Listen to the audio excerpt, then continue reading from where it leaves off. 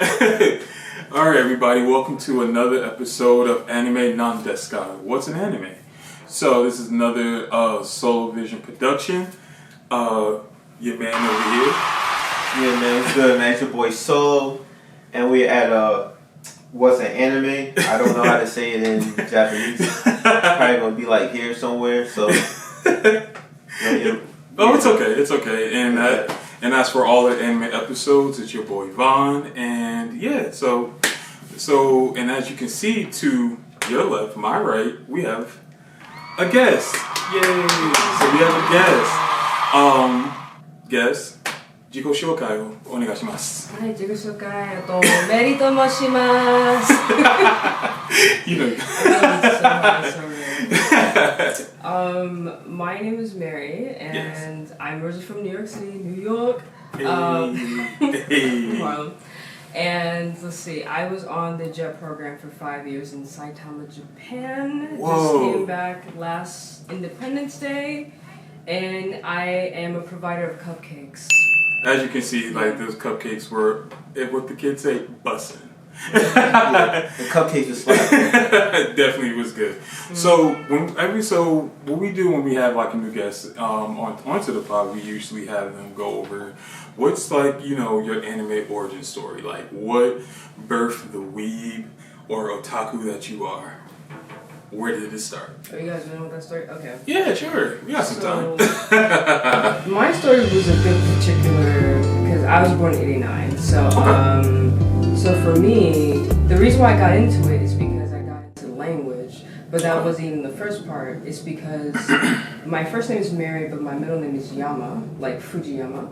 Right? And because of me being Senegalese American, my father's like, we're going to take this typical Senegalese name and just make it fancy. So instead of Mariama, he separated it and put Mariyama.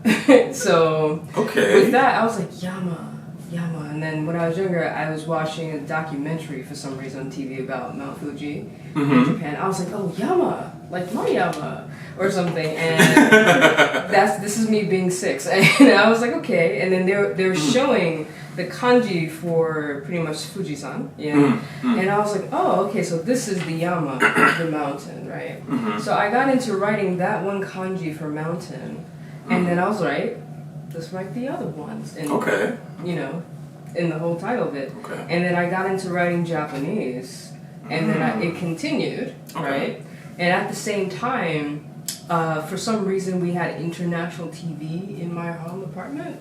And we were getting Japanese TV somehow, in some way. Really? I didn't know it was Japanese, or what was called Japanese at that point I was watching, but I saw the cartoons. And I was like, oh, what's this? And stuff like that. And then at some point, you know, we got trickle-in of like Dragon Ball Z, Sailor Moon, and things like that. But the first one I saw on the screen was Meitante Conan. From that time, Detective Conan. So I've been a Detective Conan fan since I was literally in grade school watching something I couldn't understand, but I grew to understand just by, you know, nuances you see in the cartoons and just try to piece together. I was like, oh, everyone's dying in this. While he's watching the heavy stuff. Who did it? You know, and I was like, okay, and I would just like take notes. I'm like, okay, this person was here. They said the number 5 in Japanese or something, and I never got it until like years later. I finally solved an episode before it was over. But, nice.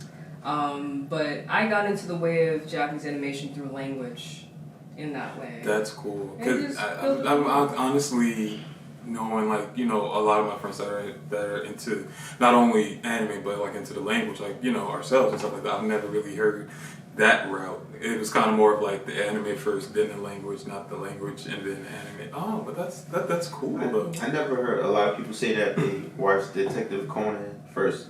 Anyway, that's like, you know, oh yeah, that's the if you're watching that, you're like in like One Piece territory of like anime that's like super long. It's like 1,002, right?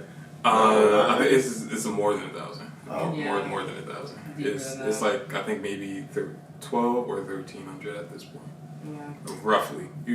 I can check the facts later for that. But yeah.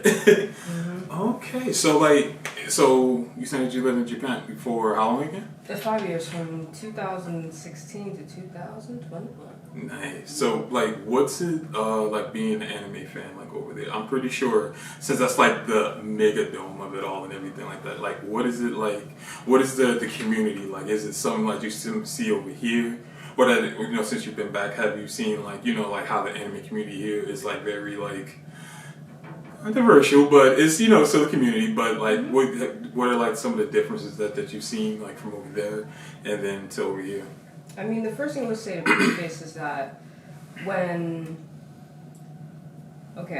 you get to Japan, eventually when the gates open for tourism again, that first time you have to reap all the good vibes of your first time, because you can't relive that same moment of I'm finally here.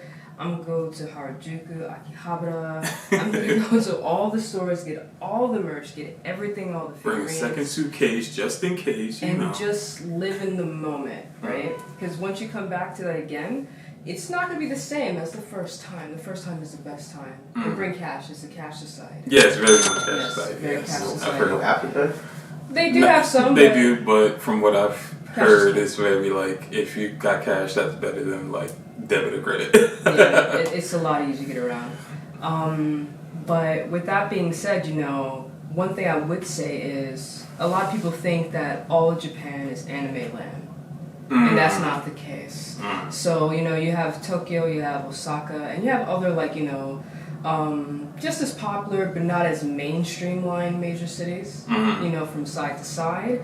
But most of Japan is quite suburban but very rural at the same time. Okay. So you can't expect to go to Tokyo, because Tokyo is quite big, quite vast, right? Central parts like New York City, you have Times Square and Chinatown. We all know what that's like, right?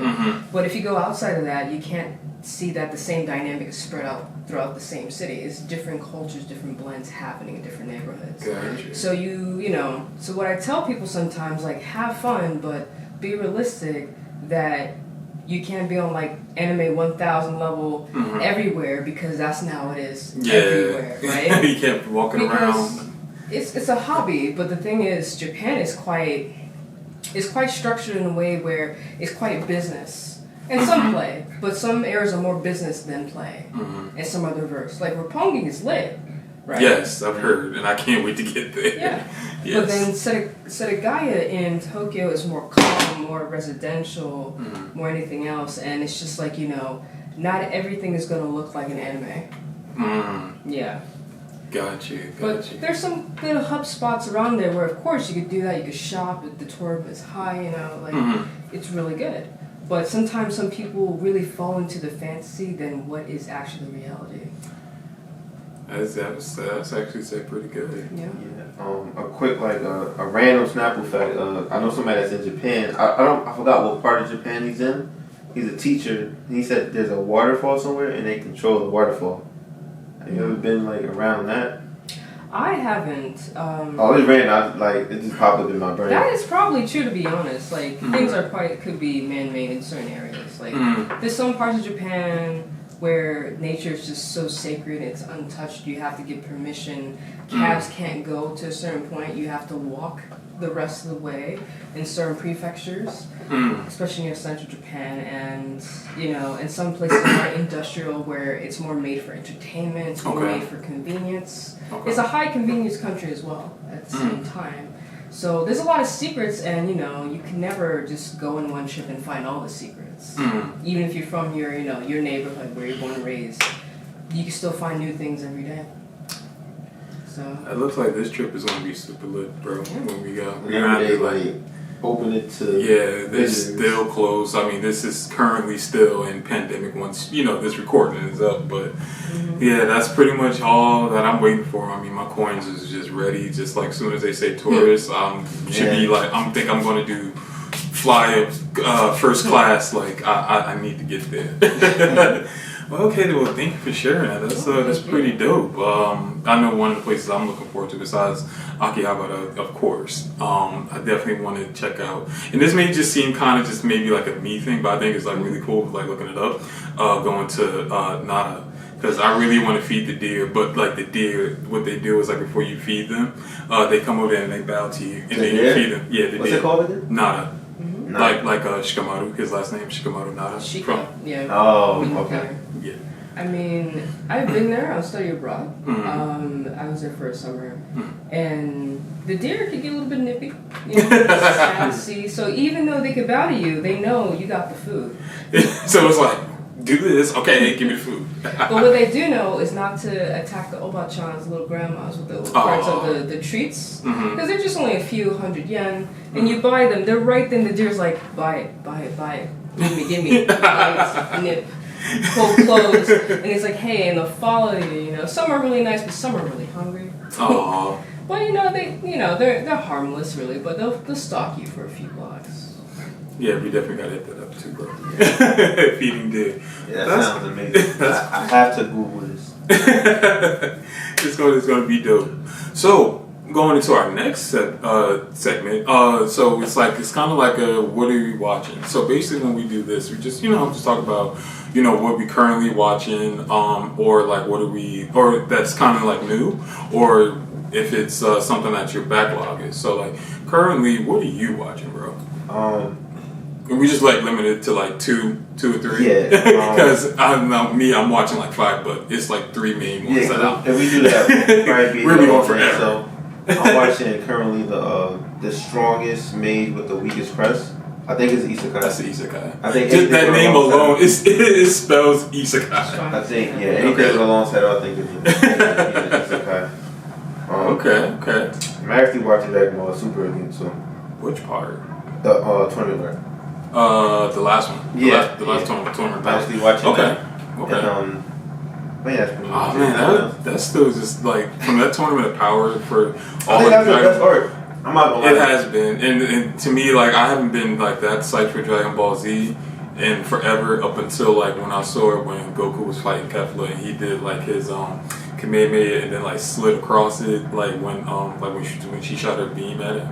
And I think that's still like by far like within the past 2-3 years, that has been like one of the most lit scenes. It's really cool. I really like the last art because it shows a lot of skills that Goku learned throughout the years of fighting. So like everything he did the solar. What's the color movie again? He did Solar Flare. He was doing like every move. Super Saiyan 1 to like he was about to go 3. Us with the girl. It makes no sense because like Super Saiyan 3 is my favorite, but it's like they the hair. Not even they just find some reason just not to use it. Maybe so.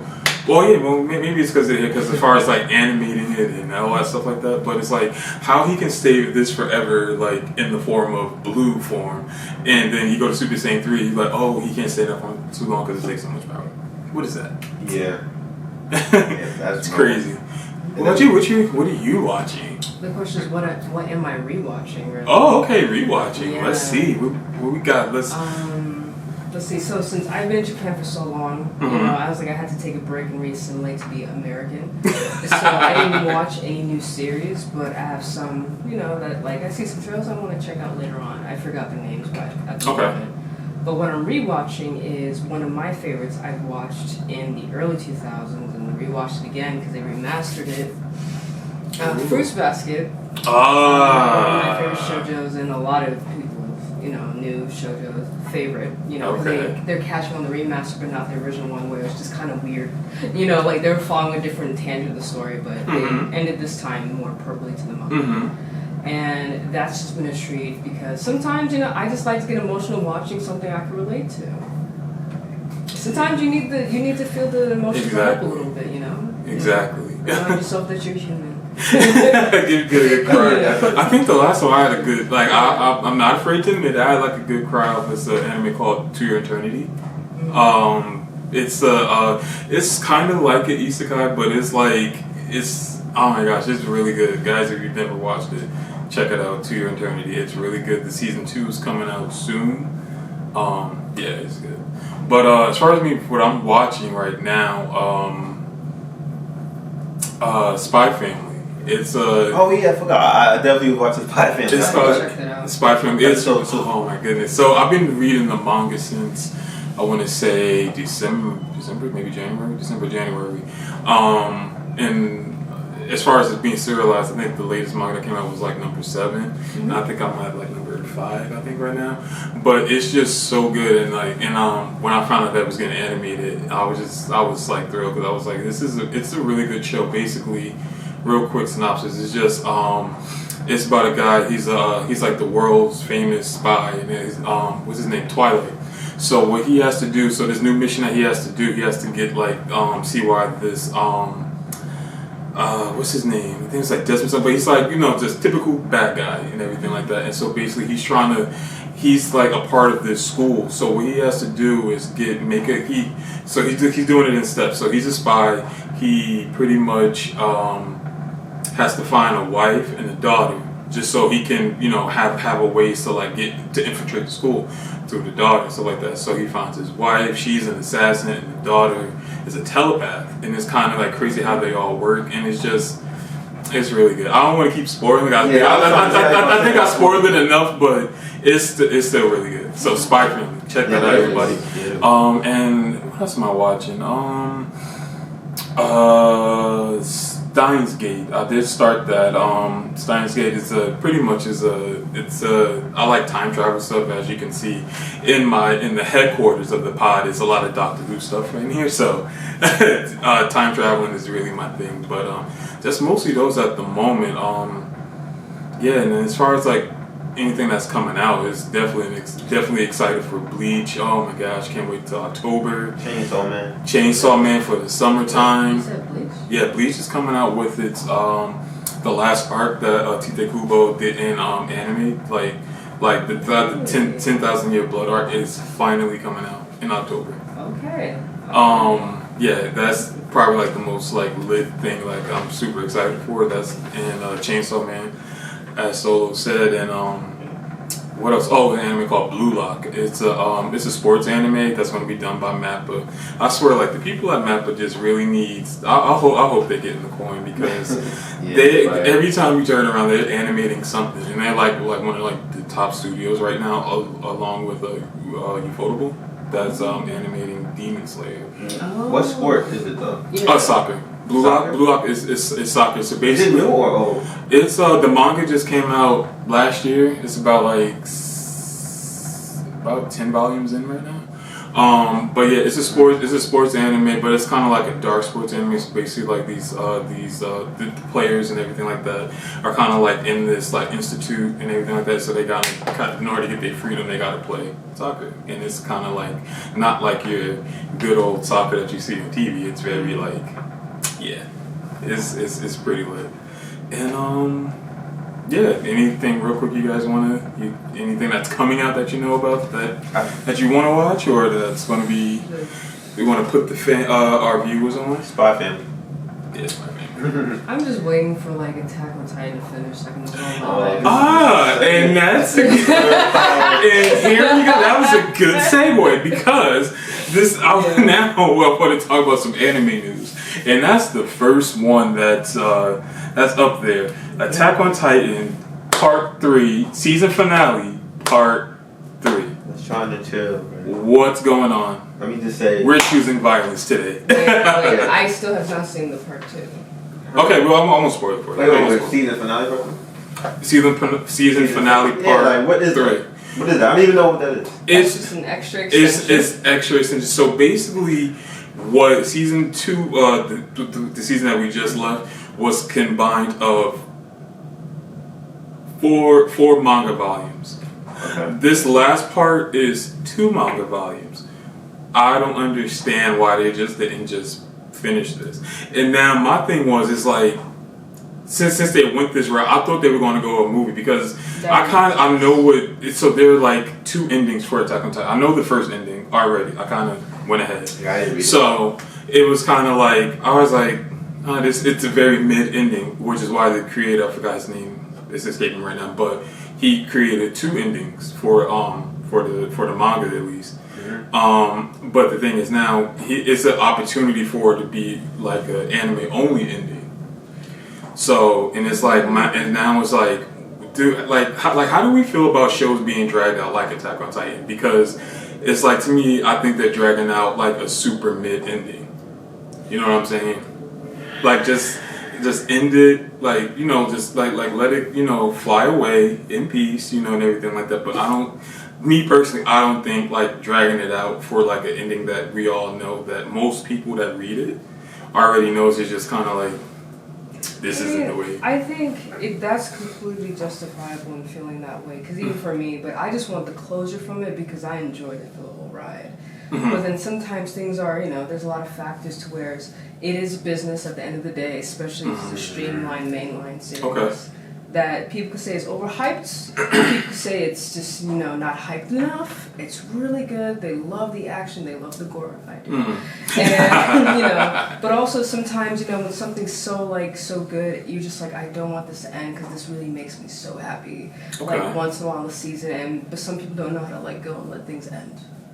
You know? So let me ask you this then. So if something being so good from start to the end, and the ending isn't good, how do you feel about that? Because they can make a good ending, but they sometimes choose to go the money route, or for instance, I think the creator portion of it kind of disappears towards the end. So that's because you kind of draw it out. Because if you really think about it, the shorter anime a lot of people want more of. They say it's trash or whatever, but if a season 2 came out, you know, people will want it. And even though they ended kind of weird, it wasn't like never a bad. And they even Tower of God. Was it Tower of God? Tower of God. Yeah, but it wasn't like a super trash ending, though. It was just an ending. Versus if it went like 4 seasons, y'all just did 4 season 0.3, 4 season 4.5, and then the ending is like mid. I think you kind of did a disjustice to the fans. Yeah, and you know, no one likes a lukewarm puddle of an ending. When you know you could have did better, like anybody? Game of Thrones? Game of Thrones? With some hot sauce? I've never wasted so much of my life. Oh no. So yeah, and that's what I was thinking, like with this. So Attack on Titan, I just got into that pretty much, and starting from December 2021 because I was on the podcast for that, because they wanted like a person that, you know, like a view from like fresh eyes and stuff like that. And for me, like, it took me a minute to get with Attack on Titan because this was my third attempt because I just couldn't get past. Like, we already know there's no spoiler. Eren dying. And I was just like, what is this? Click. Go into something else. But you know, I passed by it, and I actually can say I still personally, fans, viewers, don't kill me, but I still think it's a little overhyped. But it's good though. I can honestly say Attack on Titan is pretty good. It's it does a lot of like storytelling that I like, as far as like, you know, like really political stuff, like with like Code Geass and Gundam stuff like that. So it's good, but you know, and it's me like now I'm the viewer, like, all right, I like the show now, but it's like, all right, so I know what's supposed to end, but it's like, how long are we gonna keep elongating like the inevitable, like? I think a lot of people like Attack on Titan because this might be it's not a shonen. Right? It's the seinen. Yeah, I think that's really what it is. I don't think it's because there's so much more seinen out there. Yeah, but this is probably the most popular one out of like a generation, maybe. Like, I think there's no other that everybody like. I don't think there's a lot. There's not really a lot. Berserk wasn't really mainstream though. Like, it's mainstream in the anime world, yeah, but like for it to like cross over into like. I had a particular secure fan base, yeah. Okay. Yeah, like, cause I'm a Berserk fan. That's like top 5 for me. So, like, that's why when I see Attack on Titan, I like it. But I'm like, I know I've seen stuff very close to that. You know what I'm saying? And better. So I couldn't really. I mean, marketing too. But I don't really want to get into marketing. But but it's a good anime though. It's a good anime. I got to end it really, really good. I didn't read the manga, so. I mean, I was just curious. I was just like, oh, he had to create 2 endings because the first ending was. I like Fullmetal Alchemist also. I believe so, right? We done opened up another room. I'm sorry. That first one rolled me. I'm still perplexed. I'm sorry. But Fullmetal Alchemist. Yeah. I'm not even a super fan of that, but the way they ended that twice, I think was good though. Are you talking about Brotherhood? I think they both was good endings. I mean, that first one, I don't know. Wait. I can't. I might. Was one of them trash? Or yeah. So I thought they were. So everybody, just so we can clear, I have not watched Brotherhood yet. I've watched a little bit of the very first thing. I know I'm getting like daggers right now, but I'm going to watch it within the next couple of weeks. But I could be able to fully engage in this conversation. But I do know a lot of what happens in Brotherhood and stuff like that. We do from Metal Alchemist. So Brotherhood, the good. That's the manga adaptation. Yeah. I don't want to spoil it since you didn't see it, but you should have seen that by now, brother. I know.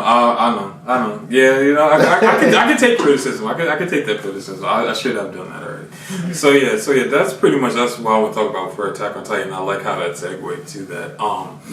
So so the next thing is part on anime news. So it came out. What was it like this past Monday that Netflix has had in Japan and the US has had most people, we'll put it like this, most subscribers in the US and Japan has watched anime on Netflix. Yeah. Which is kind of crazy because that's like their selection is not that big, but they do have like a lot of original stuff that's only on Netflix, which is cool. So my question is like, do y'all think Netflix is going to be like the new like big contender against like the Fusion, Crunchyroll, Funimation? I mean, right now Funimation is making good moves in many things. But Netflix is kind of in a bender right now with a lot of other stuff. But even so, the one big criticism I hear from a lot of people who do use Netflix, and I'm off and on, is that if you're on the US side, right, and you're watching Japanese animation, for some people who do not have understanding of Japanese, not even at any level, there's no option for a good chunk of them English subtitles. Or dub sometimes. I mean, that was the case when I was last on it. I don't know if it has improved, but at sometimes there weren't some. Well, actually no, reverse. When I was in Japan watching Netflix, I switch all the time between my Netflix US and Japan accounts. And to the point that when I was on the Japanese side, there would be no option for any other languages because I can understand French as well. So even with that, in that way, they didn't cater to a lot of people with bilingual or just like one-sided language ability. Of course, their audience is Japanese people, right? But then sometimes, some people feel some type of way if it's dubbing or subbing and all these other things on the American side. That at some point they probably had only a lot of dubs but no subs. At some point, and I'm team sub all day, every day for most animes, right? Dragon Ball Z is a good exception because it's hilarious. You know what's crazy? I cannot really watch Dragon Ball Z in the original. In sub, like in Japanese. And I think it's more or less, it's because, like, she's the GOAT. I can't think of her name right now. The voice actor for Goku. The voice actor for Goku. She's like, what is her name? I forgot her name. But, like she's she's older. Like, she's been doing this for long, and she's still got the pipes to be, but that voice, and she does that voice she does Gohan, Goten, Goku, pretty much like them. Do all of those. Yeah, she does all of them, and it's just so high pitched. Like even watching it on 12, it's still so loud when you about to get a Kamehameha or Goku's like charging and everything like that. I'll be like, oh my god, it's so annoying. But I mean, besides from that, I mean, I think that got annoying to me like in the recent years because I know like when I was younger, oh my gosh, all the movies. Like, those are all just only in Japanese. I still got my VHS tapes of the movies, the original movies in Japanese. So it's like, those were great, but now it's just like, I'd rather watch it in English. I wish they just kept the option for at least subs, at least, with the audio, the Japanese audio on the English side. Because I just love to hear it in the original language. Okay. And plus, I study it, so. Yeah. But it's just that's only my exception for Dragon Ball Z. Everything else is fine. Dub don't really bother me though. I think the most horrible dub gotta be JoJo. That hurt my ears. I have never watched it on dub. He sounds like an Englishman. Like I'm like. Oh yeah, I think is that Joseph, right? No. It should be. It was Joseph. Was it Joseph? It's Joseph. I think I heard something when he was talking to He was like Caesar. I was just like, yeah, like I was like that. Was, like no. That was kind of cringy. I think so they're just trying to channel it to the persona on the Japanese side, to what it would sound exactly. Like just like for my buddy here Sebastian. Like I think I've watched that now. That I've watched both in sub. Yeah, Black Butler and sub and dub and what Mary just said, it's just kind of like they try to like get the persona of like what an Englishman would be like, and that's how they bridge that together for that. But yeah, and like, exactly, and that's where the problem starts. It's like, did we actually research this a little bit when we? Yeah, that's the only one I. But I can't say as far as like dubs now. Like I used to always play like, oh no, subs only. Like a good dub is a good dub, and go ahead. I was gonna say a good dub is a good dub. So like now and there's so many like really credible like voice actors now, especially like POC voice actors. Oh my goodness, like the guy that does Hawk's voice in My Hero, like he's like really getting up there now, and it's like the representation is getting good these days. Yes. It's nice to know that our voices are becoming standard. Exactly right. Exactly. Well, yeah, you got something? No, I'm gonna let that one marinate. Okay, no, you're right. But the only time I watched it in sub first though, but then when I'm like really watching it for real to like do this hyper analyzation of the anime if I like it, then I watch it in dub. So I'm normally moving around, so I don't know Japanese like these, you know what I'm saying, but which is fire, but. I can't if I'm doing something, say something Japanese, I can't. I'm not gonna know what's happening. No, it's understandable. It's understandable. That's really what it is. So slight jump forward real quick. We're not going to say the title yet because we're not going to get to that discussion yet. But the anime that we all watched, did we watch it in sub or dub? So I was given this. So my roommate had Funimation account, but he was too cheap to put that back on. So instead he torrented. Oh no! And it came in dub. I was like, all right, we'll do it. Okay. But I don't know if the opening song is the same in the dub and the sub version. It should be. Well, we'll get there, but it should be Boa. It should be Boa. Is she singing in English? Yeah. Cause that's a good ass song. It's a great song. it's I'm bopping to that. It's like ever since I've been watching this whole way, I'll be like, the viewers are probably going to figure it out, but it's like I'll be like, yo, and that song was a bop. It's giving me some early 2000s vibe. Exactly right. I'm gonna apologize because I'm the person that skipped the intro. So. Oh, did you even listen to the first episode? We gotta listen to that. After this pod, you gotta at least listen to it. But at least listen to the first intro in the first episode. Yeah, it's really good, and it's honestly, and but before we get into all of that, just real quick, one thing I want to say, it's one of those things. I know, most a lot of shonen stuff that we do watch, shonen anime, they put everything in the intros. So him saying that, it's kind of it makes sense. Oh no, I just didn't want to hear a song. I'm not gonna lie to you, I just didn't want to hear it's a really good song. Sidebar, I don't a lot of them. Sometimes I might listen to it one time and then that'll be it. So I be trying to watch it. You don't have any honestly probably anime songs. Probably JoJo. Okay. Phantom Rush. I like that intro. I'm so happy you knew that name. I feel like a proud dad right now.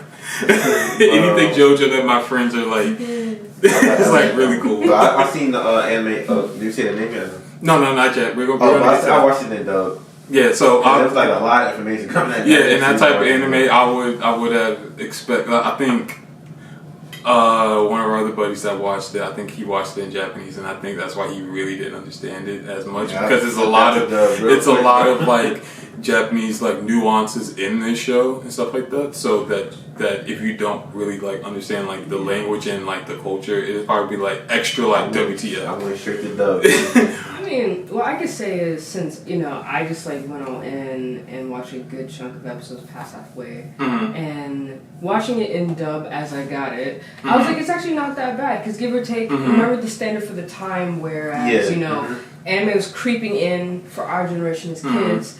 they made select choices to dub with seriousness certain series. So my thing is, this came out in the late 90s. What made them choose this series? You know, and I was like, I'm paying attention to it. And me living in Japan for half a decade, you know, I understood nuances. So watching in dub, I actually recommend it. It's actually really good. It actually really is good. Is. And it's just like now, every time I like start an episode, I'm like, present day, like every time. But I like that though. It was like the guy that sounded like the time crisis continue. That was like really funny. So nice. So viewers, I'm pretty sure like you guys probably know what, and you may know what this anime is, but it's a very old one. But I just got one more piece of news I want to go through, then we're going to jump into said anime. So another quick news thing that came out, I think like in the last week, another major designer brand has teamed up a crossover anime. So like we know how like Coach did, so like how Michael B. Jordan did his thing with Coach. I actually got a little piece of merchandise from that when it was on sale, when it was phasing out. That Doraemon did with, was it Versace? I think it was Versace with Doraemon. And that's a combo. Yeah, that collection was nice, but everything was so expensive. But it was really nice. And I think what was another recent one? I can't think of it. So in either case, the Dolce & Gabbana did a crossover with. I'll let both of y'all guess. Is the anime that's out right now that's like really like popping right now? It's easy, I think, to guess. What you think? So it's Dolce & Gabbana cross Jujutsu Kaisen. Yeah, it would have to be. Y'all did it. So check this out. So these pictures going to be posted like on the screen right about now. But I want to show y'all this real quick. This is really really cool. Sorry, we're doing this on the fly. Where is it? I want y'all to cut somewhere. Right? So I want y'all to take a look at this collection right here. Hold on. If the cheekbones are not doesn't. So check this out. If y'all can see, push this up a little bit. Are these towels? Like, what is this? So yeah, so this is like this is the collection. Outfit? Yeah, these are the actual outfits that are going to be on sale, as you guys can see on screen right here. So basically, everything that's on these characters, like Itadori, he's wearing this, Megumi, Nobara, and Gojo. These are the actual items that are going to come out later this year. Do you know, like the cheapest thing that's in like out of these four right here? A hair accessory. It's actually Gojo's T-shirt, which is $300. The white T-shirt? The white T-shirt is $300. What does it say on it? Nothing. It's just Dolce & Gabbana. Nothing. So like also with the suit, the jacket that he's wearing, that's retailed at $4,000. You said four. I was like, $400. That's no, $4,000. $4,000. But what I think is cool is like, and here goes some of the other characters. My favorite suit. I'll get the panda joint though. Yeah, Pandas is cool. I like not. This like, is really fresh though. Yeah. Like his suit right there. I was like, I think I rock that. Like all these are great, but it's like, man, these things are expensive. Yeah, I ain't gonna lie. So like, kind of stressing. But it's I guess it's like, you know, it's Dolce & Gabbana, so it's like, you know, they gotta, you know, whatever. But I think it's cool that, me personally, I think it's kind of cool that anime is kind of like has reached this level where it's kind of like doing that. But I think that's kind of like exploiting a little bit, because it's like no way a lot of stereotypically what like anime fans go for like Dolce & Gabbana. Like they use Michael B. Jordan. Michael B. Jordan is, I believe, an anime fan. But you went, what was it? It was Naruto. But no, it was Naruto cross Coach. I haven't really seen a lot of Coach. I mean, not saying they probably do, but it's like that's not the average anime Naruto fan. I don't think we're in Coach. But that lineup was fired up with Michael B. I've seen it.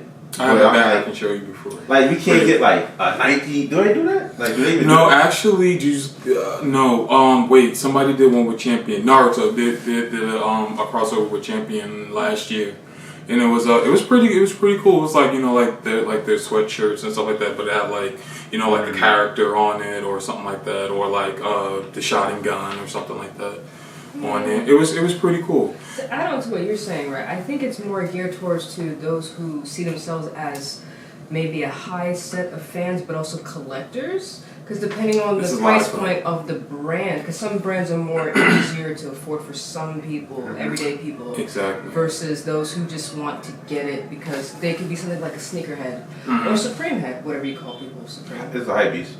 Right. A little bit. Yeah. So just like it's like JoJo, of course JoJo is kind of like the epitome of like a fashion type of thing anyway. But they actually have suits though, so they like Kira up here, like they have a suit that's kind of like modeled after Kira and everything like that. And they have like suits modeled after Josuke, Rohan, and it's like those are like kind of collector's things. They are hard to find. They're kind of expensive, but it's like a dope thing to have. I mean, but also, who's to say a fan is like, you know, like anybody could be a fan. Some people are just not out really as a fan. Some people are hidden behind the scenes, you know, of like. I think this is one of the cool things. So like me, like I'm into fashion and stuff like that. So looking at this is just kind of like it's dope. I'm probably never going to buy it, but it's like fun to look at. Yeah, it's fun. To me, like even with any type of product though, like when they're in the creation stage of it, it's like a board of them or like a round table of them. Is the product actually dope though? Because I feel like the Gojo shirt, that's just a white tee. So, it's just a white tee. He came up with that. It took all y'all to come up with it. I think it's more or less for that one. They just wanted to, like, Gojo picture right here.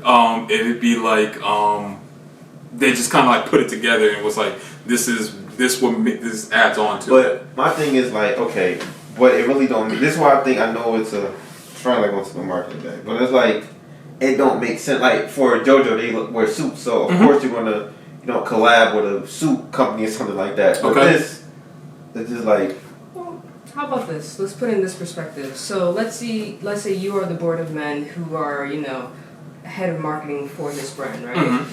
And there's a lot of things happening, and generations are getting older. The market is changing all the time. So the thing is, okay, so we need to get attached to the younger generation. What the hell are they into? But that's how can we get on that, right? Yeah, they may hire people like them, maybe in that generational or awareness of what they want, but also they're trying to get exposure to a younger generation, right? This is not a one-time thing, right? But also the point as, it's like, oh, let's just do a collab, so maybe they'll be more open to coach stuff as they get older, It's like, oh, let me get that cologne, that perfume, or that shirt, But also, it's just exposure in the sense that that's just marketing 101. It's just it's bound to happen. It's like marketing tactics is like just getting disgusting to me though. But that's the game. The game is the game. I understand it, but I think it's smarter. Like if you do Juju Tyson, try to get what Supreme. That would make way more sense than Don't Take Them On. Yeah. That's what I'm saying. There's like 8 of them in there. I shouldn't be able to think of that, and I shouldn't have said that because they do it on 1-3%. But what if it's to the highest bidder? Because sometimes you gotta do contracts. Not everyone's willing to pay just to put that on. It's like I understand that part about it, but I think that's the trash part about everything. That's why, like, also sidebar, a lot of stuff was more organic back then too because money wasn't so rooted into everything, and that's why like I don't even think we're going to get any more like another sidebar and a sidebar, but you'll never get like a Juju Tyson and a Naruto collab or a Demon Slayer collab because of copyright issues. You will never even see that before. Versus years ago, you might get it. I mean, who said that can't happen? No, it can happen, but it's like the contract probably. It's a lot of logistics. But at some point, someone's gonna match up and meet up. But let me add on to you though, like, because I feel some type of way adding on to yours. To whereas now, when we were younger, of course, anime was just more under the hood of the car, right? And then, of course, some people got bullied, some people got, looked side-eye from their families, oh, they're into anime, or, like that, right? But then also, it comes to the point now, it's so commercialized, it's so mainstream, it's so part of, American culture, Japanese culture at this point, that everyone knows what anime is if you say it in a house, right? Yes. And to the point as, those people are into it, or, that fandom is like, they're just weird, they're just nerds, whatever. But now they're on the bigger billboards, it's on things now, we're getting benefits to whereas now it's mainstream, even though, marketing, it's not the best place to be. Like, we've been here since we were the first ones here. And now you want to get on something that, you chose not to understand or, ridicule us for it. you know, but we do get benefits from it, that we do get better quality conventions. Yes. We get better turnouts, we do get better merchandise, you know. But, you know, it's black and white, really. Right? That's pretty much it. So my last point before we get into the real meat and potatoes of this podcast, in anime, which anime has the best drip? Drip, can you Clothes, fits, like, you know, swag, all of that. Oh, like style in the series? Like within the series Style. itself. Like the style, yeah. This should have been homework, man. I was like, What you think? What y'all think? Or I mean, it's your opinion. I mean, who y'all think got the fly drip? For me, I'm gonna say Bleach. I did think of that. Bleach, like Tite Kubo. Like I can show y'all some. We put up some shots here, but like all of this is from like Tite Kubo himself, which is the creator of Bleach. Like, come on, like. Oh yeah, when they did the promos, yeah. Like these is just this is lit. Mm-hmm. Like. That's very funny. That's a man. Yeah. Okay. I see it. What do you think? For me, it's not a mainstream series, but I forgot who made it. I don't know if it was Funimation or whatever. It's from a series. It's actually a fashion anime. It's from a series called Paradise Kiss.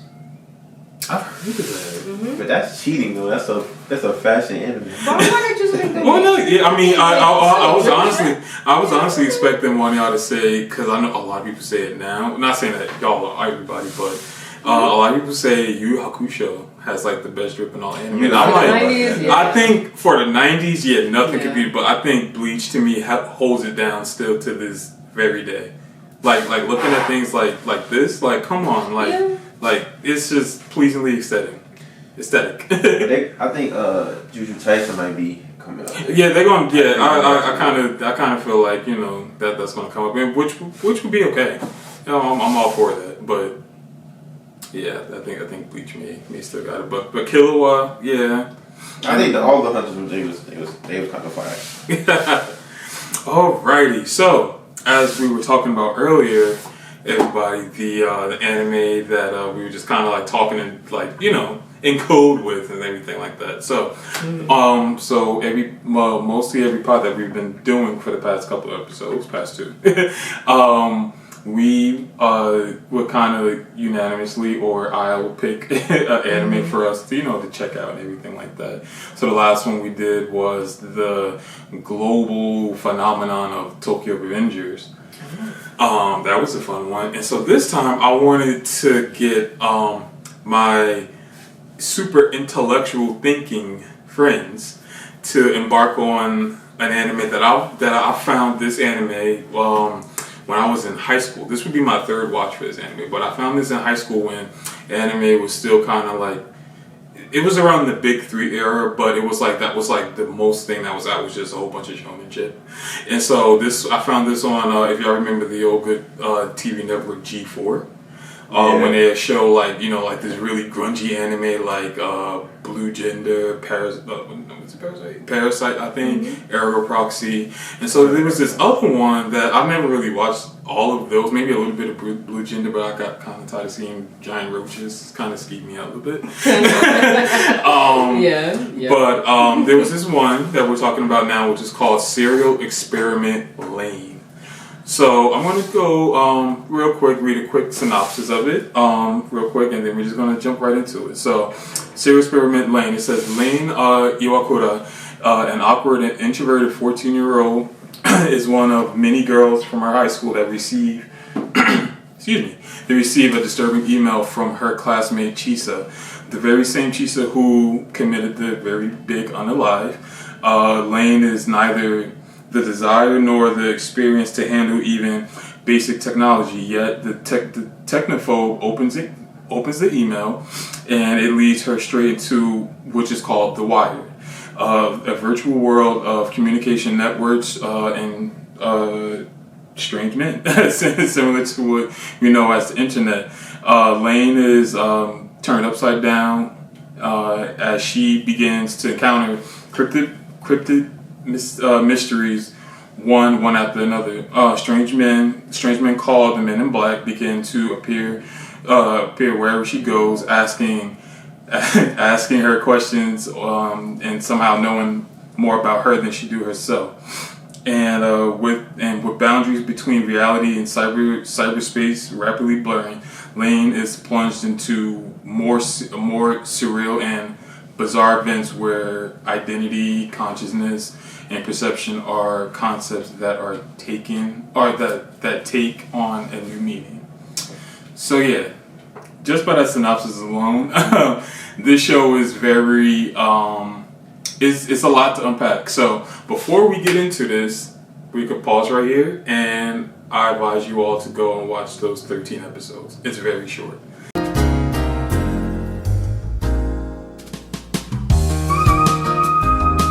So you watched it? All right, cool. Get back. So,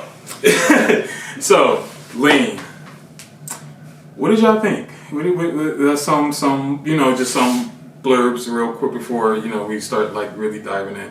What was your first thought of watching it? I'm gonna go with you first, Brody. What you think of it? I thought You thought about things. I'm watching it. I didn't know what was going on. And I was trying to figure out what was going on, but then what's really interesting to me about the show that is really connecting with like mental, it's kind of close to what's going on today, as like the mental state of like younger folks and being connected into the internet. Not going deep into that conversation, but I found it interesting. But then the whole anime flipped. Then I'm like, yeah, I'm like, it's a whole. It was interesting.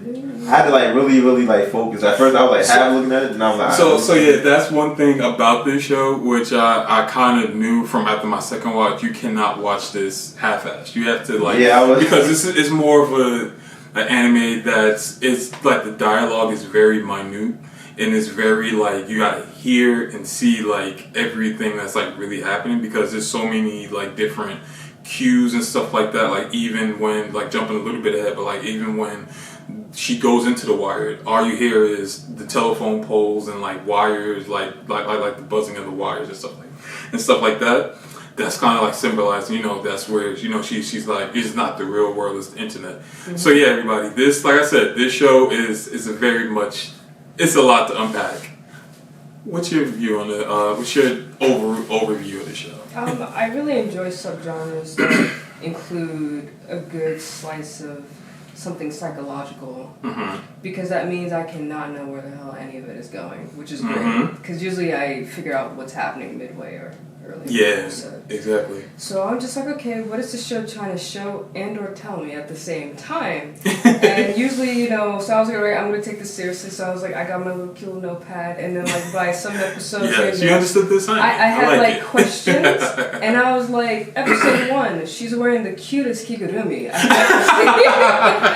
It was so randomly cute for like a pajama. I was just like, does that really suit her character? And then like by like episode 4, I was like, wait, she had a sibling this whole time?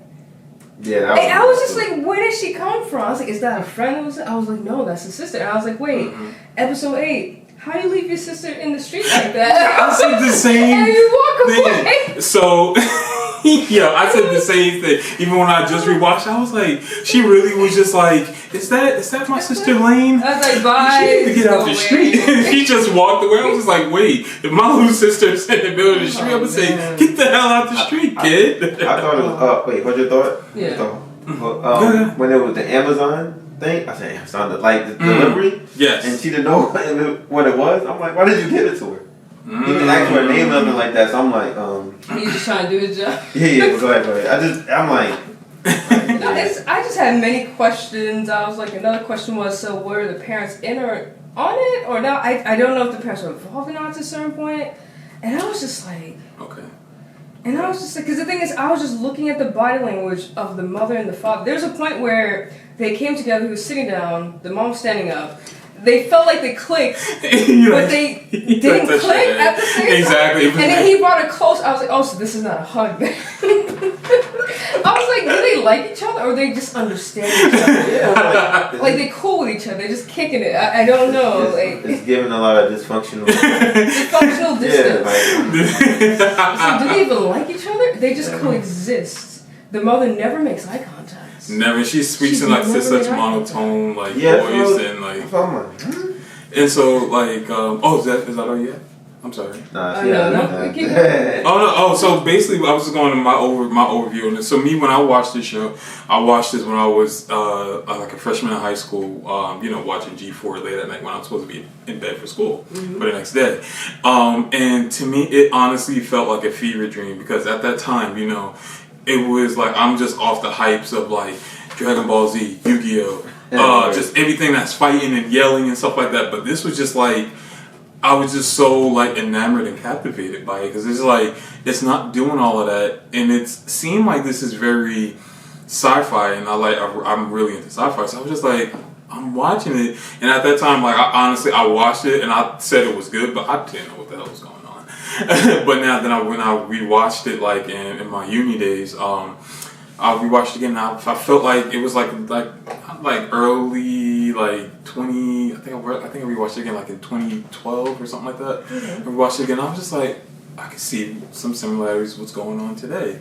And now when I watched it, when I brought this to you guys, let's watch this.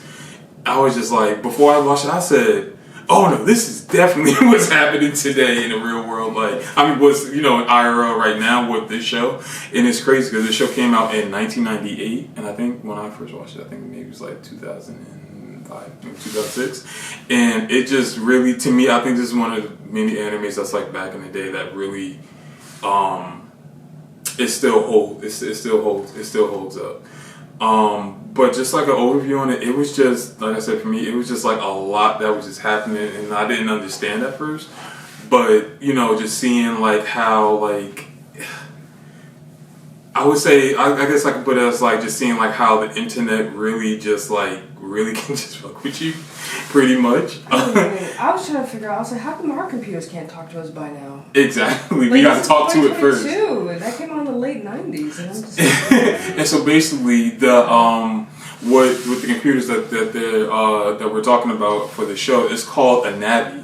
And pretty much a Navi can basically be, my laptop here, a phone, or anything like that.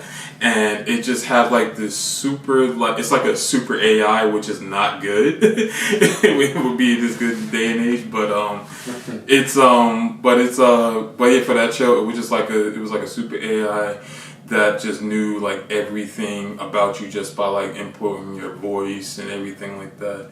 And then what the Wired was pretty much is the internet and everything like that. And it's funny when I did my rewatch again, and what I already knew, what I already said, when I picked the show, I was just like, The Wired.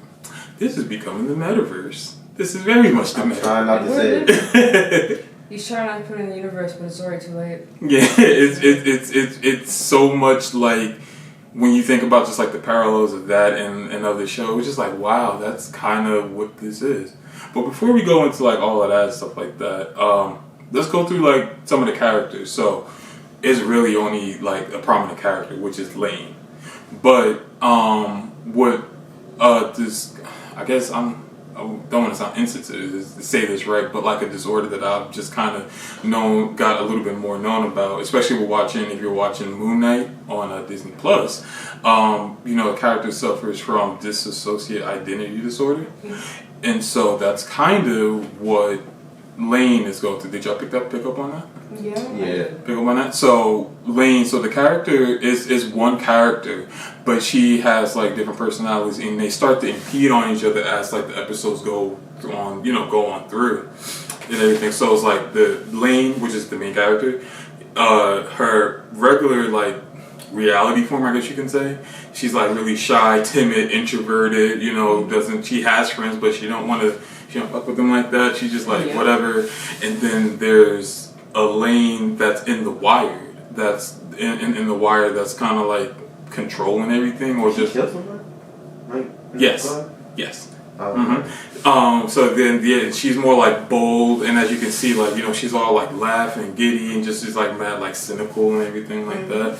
And then there's the evil Lane. That's the Lane that's kind of like hurting the people, causing, you know, some of the people to, you know, do like the, you know, the unaliving and stuff like that. She's like, you know, coercing people to do that. So what is y'all thought on just Lane? I'm only going to go through two other characters for this, but like Lane, like all three, like what y'all thought about like her and in general, like what other things did you pick up on, you know, either of her personalities? What was the name of her classmate from that was the tallest one in the class? Alice.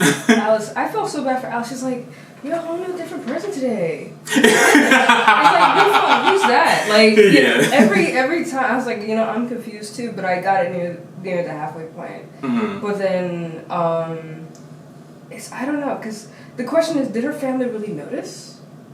So, okay, I'm gonna answer that. Yeah. Okay, you finished with your? What do you think? How do you feel about Lane? I like Lane. But the weird thing, I guess, is the disorder that made her kind of like awkward towards her friends. That she didn't really know what was going on. Like when they said they thought they seen her in the club, she was like, "Nah, that wasn't me." Yeah, I was like, she was on her shack like, it wasn't. It wasn't me. Sorry. Yes. She's interesting. Like very complex. Very complex character. So, the question that you had said, it was about. Well, before we get into that, I'm gonna go to Alice for another character real quick.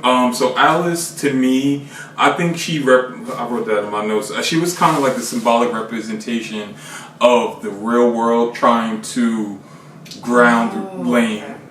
So basically, like she was the only one, like besides like her other friends, but she was always the one that was going to Lane, like, hey, like, are you good, and everything like that. And so that's what I kind of like.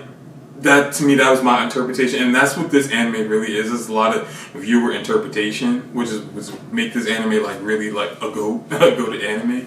But yeah, that's how like it was Alice. She was like, you know, symbolic representation of the real world trying to keep Lane grounded.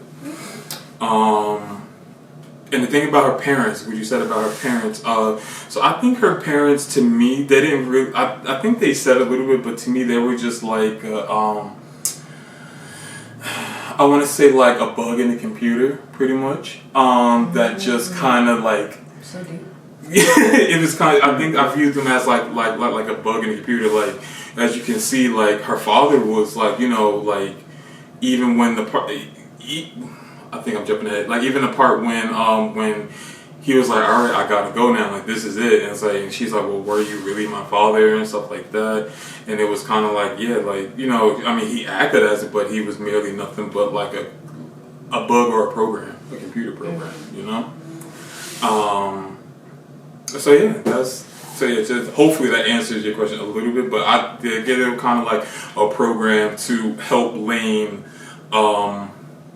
Grow more into, you know, that into that AI type of thing.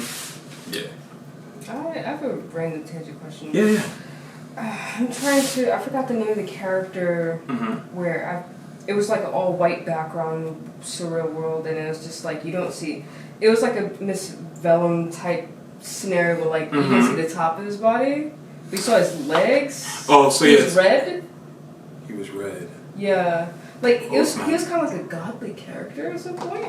I remember the white background. Because he looked like he had like fishnet stockings on or something. Oh, that part. Okay, so yeah, I still needed to dissect that part. I didn't get that part too. It was too. giving me him from Powerpuff Girl vibes, and I was like, I'm here for it. Yeah. So there is a guy. Well, real quick, I'm gonna go for the last character, Mika, which was her sister. So Mika, as you can see, you know, it was her sister that for like the first couple episodes, she was like, you know, like kind of like, you know, trying to ground Lane to like, hey, are y'all, like she was talking to her parents, like, you know, do you know what's going on with her and everything like that. But as like the episode progressed, it's like she was just kind of getting all like vegetable brained and everything like that. And it was just like, wait, what's going on? And then the episode came where she kind of like saw herself in the outer body, and she's like, well, wait, what? How am I seeing myself? And two, like, what's happening? And to me, like, she was kind of like to me like a she was like the demonstration. I wrote it down, so I'm gonna read it from where I wrote it. Demonstration of thought as true as reality, and the body's just a vessel. So she was just kind of like what was happening in the real world and stuff like that, but her conscious was out of the body at that point when she started to see herself in the vessel. She was just kind of just like, that was just it. That's just the body. Served my purpose. Yeah, she served the purpose, and now it's like now she's out of body, so it's just like, what the hell? My body and mine. Veggie brain is crazy. I can think of a funnier, cooler, nicer way to probably say that. Yeah, but, she just drank like mimosas all day. And mimosas are nice. Yeah, like she be chilling. And so like going towards like the ending act, you know, we did find out that there was a guy, his name was Masami Edi. He was the one that kind of created the wire itself, and then Lain, and so he created the wire, and then I think they explained it, but I'm still to this, after my third watch, still didn't catch on really how. But like Lain was created too, but she kind of like overpowered him and everything like that. And then all of a sudden, he had, what did he do? He had before he got into the wire and stuff like that. He got I think he had like was it an accident, right? It was an accident, and then he got his conscience got put into the wire.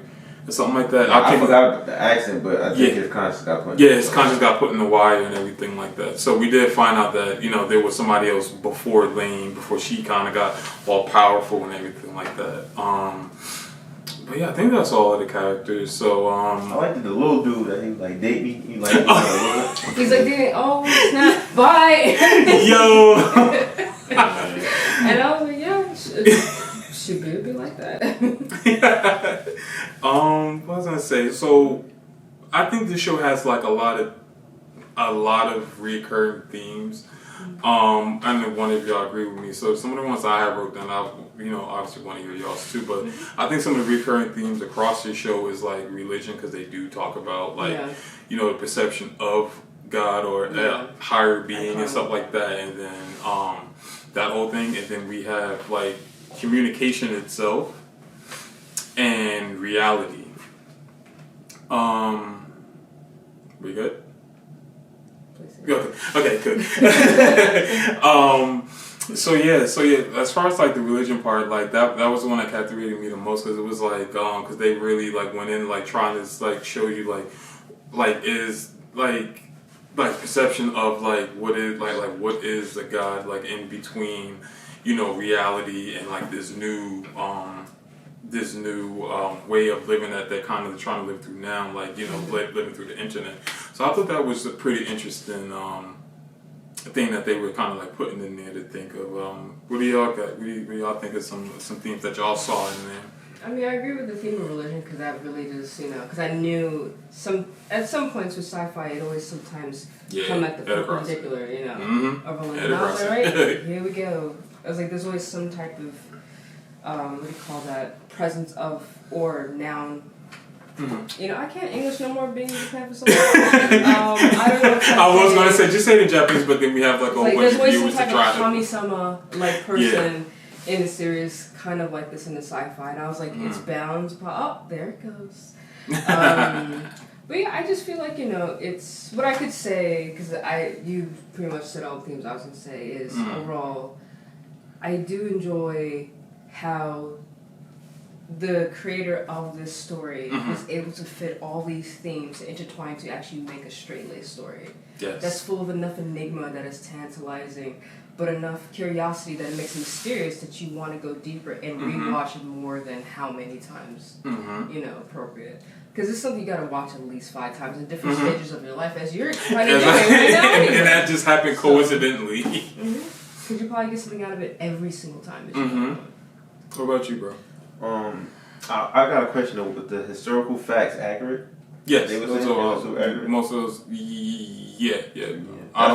One of them I wasn't sure about, but everything that they were talking about, like everything that with the U.S. and the whole alien thing, and anything that's like kind of, I don't know what part of like how people was connecting to the internet then, but that's always like a real cool factor that like the writer is like in tune of what's going on or whatever he like directed his target or where he got the influence from. I always think that's dope. So like I say, because it resonates with it, like anybody can really watch that. Like you go watch that today and somebody gonna be like, that's what's going on today, and that was absolutely 1998. So real quick, sorry to cut you off real quick, but it's like, you know, that's in 1998, and that's all that stuff that they're using as far as like, you know, like all these different type of computers trying to create like a unimind thing, like kind of creating something that where we all can always be together. Like I don't want to just say metaverse because that's just the thing that, but like, you know, like even with social media and everything, you know,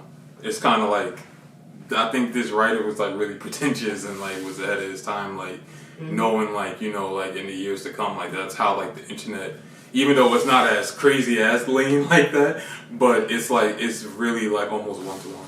The internet is about to become the AllNet at this point. You heard it here first, folks. But go ahead, bro. That's why, like, because it just made me think how much people was into the internet then, and it's kind of a little bit make me nervous because it's like if he knew that then and they was into it how much then how much more are they into it now? That's the kind of the crazy part though, you know. So he knew that then, you know, key to the future, to past and all that. So I mean, this is why I'm scared of sci-fi, because sci-fi in the sense of animation, we all been dropping phones this whole time. It's alright.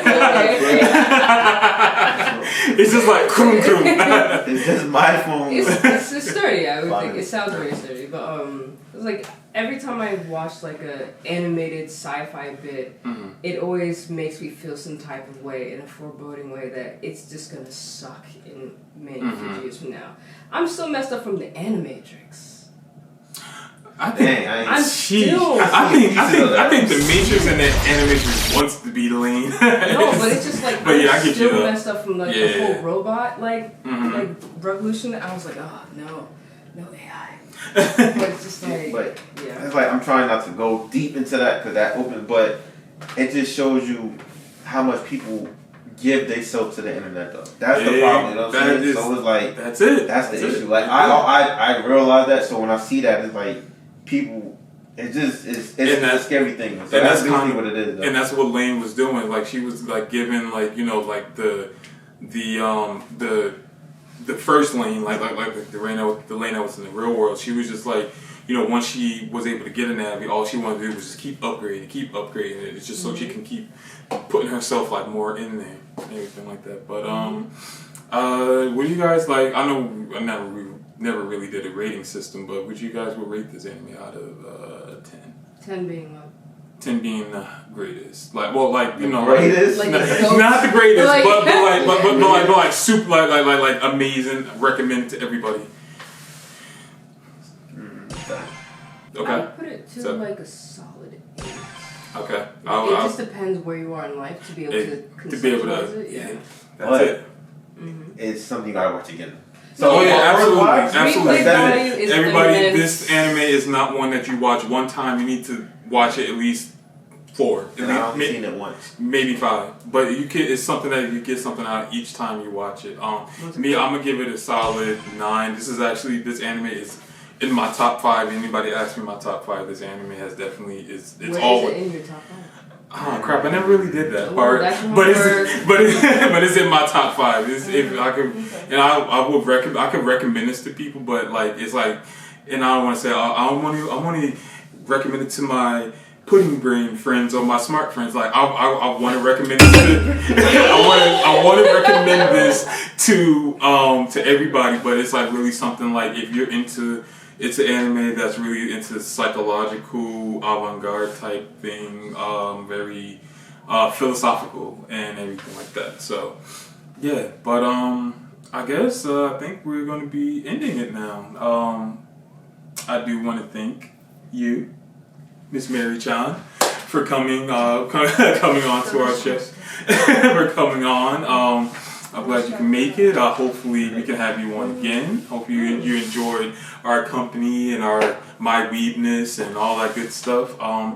But when you're not watching or reviewing anime, where can people find you? Eating cupcakes. Eating cupcakes. Hey, I like that. Do I even have social media? Do I? Yeah, I do. I have an Instagram. You have show notes, right? Yes. I'll just put in the show notes. Oh, so yeah. Okay, so we're putting in the show notes. You know me, you can find me on Von Dapper Rockstar. On Instagram, where mostly I'm at. And also you can find me on TikTok when I'm doing a bunch of other just nerdy things and model stuff, but mostly nerdy things. Yeah. Mine is soulvision_CP. Yeah. And that's it. So thank you all for watching. Everybody that's watching, please check out Serial Experiments Lain. Let us know how you like it. And that's it. Johnny!